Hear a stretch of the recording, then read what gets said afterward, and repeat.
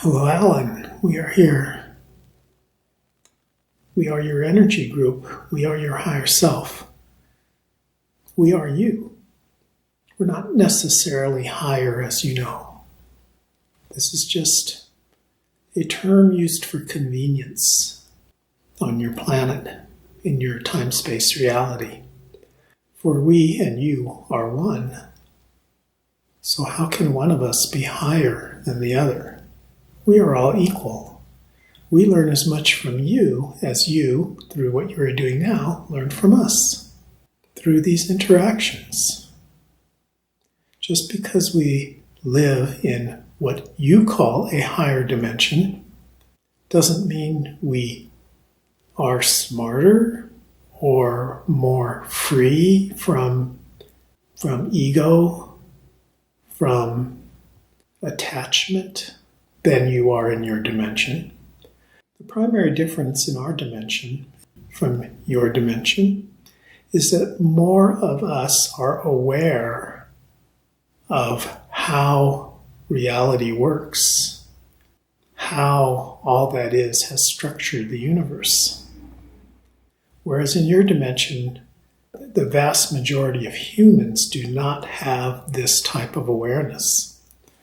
In fact, most of them are what we would describe as sleeping. They are asleep. They are living their lives, moving from one memory reaction to another memory reaction with extremely little insight into where those memories, those reactive behaviors, those reactive thoughts come from.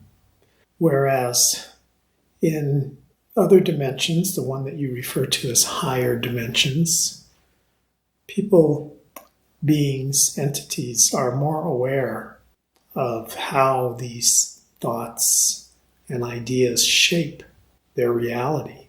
But still, there can be some huge differences among the different dimensions in terms of how well beings are able to use that knowledge and how deeply they understand that knowledge.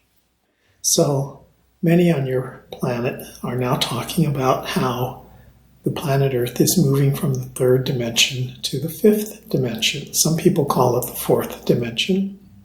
In any event, planet Earth is moving from a dimension in which most beings, most human beings at least, are sleeping, are asleep. The planet actually is the one that's changing dimensions. The planet is moving from the third dimension to this new dimension of waking up. And so as that happens, all entities on this planet Earth will also experience waking up. So it's not just humans.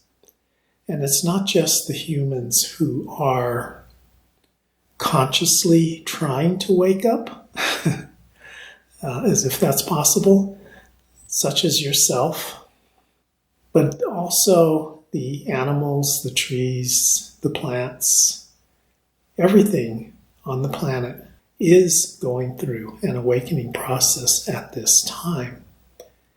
Even those humans who do not know anything about awakening.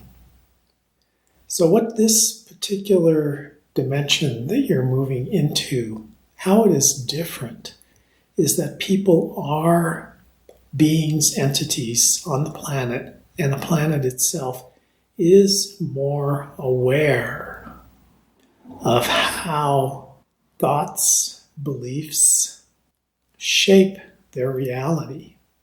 And this will bring about a new science on your planet, a science that is slowly emerging, but it will pick up speed significantly as this awakening comes greater and greater into play. There will also be a greater sense and awareness of oneness and less division. In the previous dimension, which is typically referred to as the third dimension, for your planet. Division, difference, the differences between different peoples, the differences between people and animals, the differences between different places, different ways of thought, different belief systems was extremely pronounced and has become even more so in recent decades due to the advent of technology. The technology which brought people together in many ways was hugely responsible for this ascension that's taking place, this awakening that's taking place, by bringing people together in ways of knowing that they exist, that people on the opposite side of the planet exist, and there are ways to actually communicate and contact them with them. This technological advances has been a huge part of your awakening process. At the same time, however, it has also generated or tapped into and expanded fears that people have of things they don't understand. Fears of the other. Fears that tend to blame others for one's own faults. So there's been a lot of that taking place as well, at the same time as these connections have taken place through these advances in technology. So as you move into this new dimension, as the planet goes through this awakening, that emphasis on othering, on finding someone different, something different from you and your beliefs, and blaming that for your shortcomings, this type of behavior will become much less as people, humans in particular, come to realize that the differences are not that significant. The differences between people are not that big, and that there's more that they have in common than not, and that coming from a place of understanding, of compassion, and of love has much greater potential for growth of the planet, for the evolution of the planet, for the expansion of the planet. And once this is understood, then the next huge step is going to be the contact with extraterrestrials, as you call them, with beings such as us, who are already here on your planet. You just are not in the right dimension, don't have the right frequency to connect with them yet. And actually changing your frequency to make those kinds of connections is what this awakening is all about. Because beings like us and many, many others, we have already gone through this particular type of awakening. We are no longer physically present in a third dimensional reality. Instead, we are in higher dimensions. So for you to communicate with us directly on a one-to-one basis, as if we were standing in front of you physically, you have to come closer to us and we have to come closer to your dimension. And this is more easily done in the fifth dimension. In the fifth dimension, you will still have your physical reality as you know it now. It's just that your belief systems and your understanding of that reality will be totally different. And you will be able to then use new belief systems, new forms of science that come with those new belief systems to better create a world that you want, a world that is free from the types of suffering that is very common in the third dimension. Now, going back to what we originally said, there is no such thing as a higher or lower dimension. So what you call the third dimension, that dimension in which beings, entities are mostly asleep, mostly going through reactive forms of behavior, where divisions and between positive and negative tend to be very strong, where suffering and pain tends to be very strong. That is not necessarily a worse dimension than the one you're moving into, the fifth dimension, or what you call the fifth dimension, in which that pain and suffering is decreased considerably, where the divisions, the dualistic divisions between what is good and what is bad, what different people think is good and what they think is bad, where those differences are less pronounced, where people tend to get along much better. That's not necessarily a better dimension. It's the dimension that you wish to move into. It's the type of world that you wish to move into. However, there are beings in this universe who want that third dimension experience. So that is what the third dimension is there for, is to give them that experience because they need that experience for their own personal growth. And so they choose to go into that dimension, to have that experience. They choose their parents. They choose the context in which they're going to be born and raised in those first 6 years or so of life, in which so much is imprinted on their psyche, on their physical body, on their nervous system, that takes them through the rest of their life in terms of what they want to learn. And that happens also on other dimensions. But this is something that they want. There will always be a third dimension in which entities can go and experience that and use that, because those depths of pain and suffering also have the potential for huge and enormous growth that actually the fifth dimension doesn't have, and the sixth dimension even less, because things are not so extreme. So when you have very strong negatives, you also have very strong positives, depending on how you define those things. When you put yourself in a situation where you have completely forgotten everything, you have the potential to completely remember everything.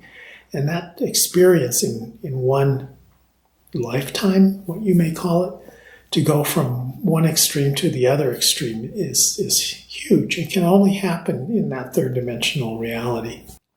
Now, not everybody is successful, of course, at making that kind of a transition, but that is the goal. And that's why they often come back over and over again in a timeline perspective, to experience it over and over and gradually make advances each time that they go through those life cycles, until they're pretty much done with that, which is basically where you are now. You are pretty much done with that type of a timeline cycling.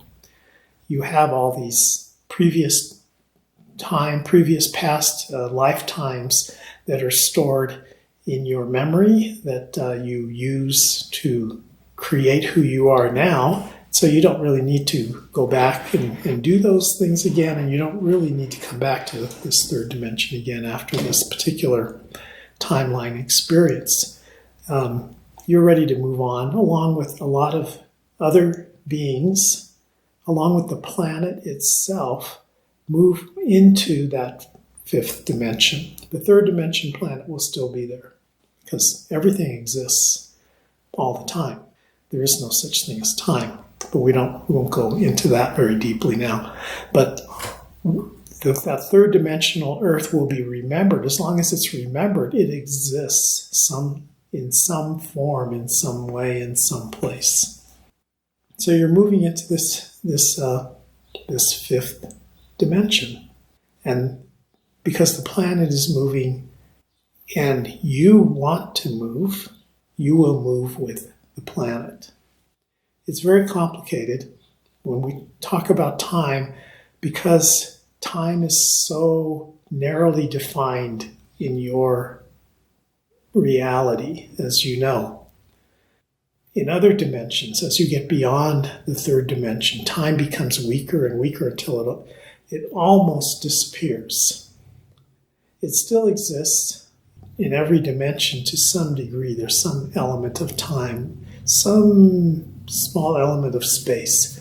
But as you move into higher dimensions, what you call higher dimensions, as you move into other dimensions that are closer and closer to all that is, to the dimension of all that is, time is less and less of a thing. You can move back and forth in time quite freely to experience places that exist in space. You can move across space very freely. Space is also not so strongly defined, we shall say, in these other dimensions.